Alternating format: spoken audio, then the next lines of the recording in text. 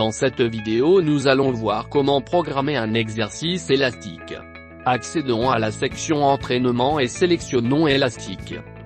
Dans la page de programmation il sera possible de régler la valeur de la charge initiale concentrique, la valeur de la charge finale concentrique, la valeur de la charge initiale excentrique, la valeur de la charge finale excentrique, le nombre de répétitions, le nombre de séries, le temps de récupération, la phase du mouvement que nous voulons contrôler avec le feedback.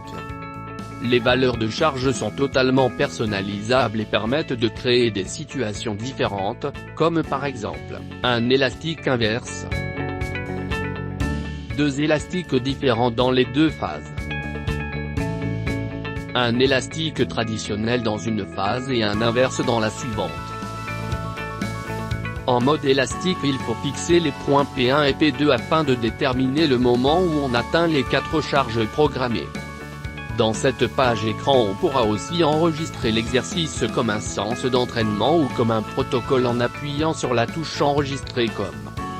La programmation avancée permet de personnaliser l'entraînement en détail, en effet on retrouve les paramètres vus dans la page écran précédente, le réglage du feedback et les valeurs concernant les limites de vitesse. Les limites de vitesse permettent à Kineo de freiner la course du câble lorsque ces limites sont dépassées, afin de garantir la sécurité de l'utilisateur. Avec les deux touches en bas à gauche, il sera possible d'augmenter et diminuer le nombre de séries. En appuyant sur la touche Add on va créer une nouvelle série avec les paramètres de la précédente. Une fois programmé l'exercice complet, on pourra revenir à la page de programmation avec la touche Enregistrer et quitter. Le menu contextuel permet d'accéder aux options de modification des paramètres, P1, P2, Px. Changement phase. Valeur rampe.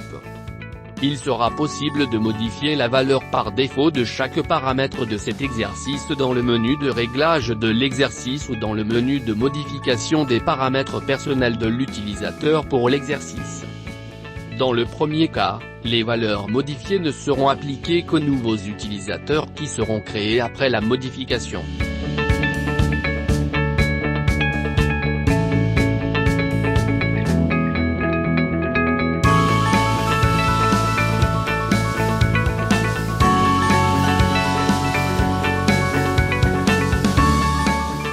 En appuyant sur Suivant, on accède à la page d'exécution.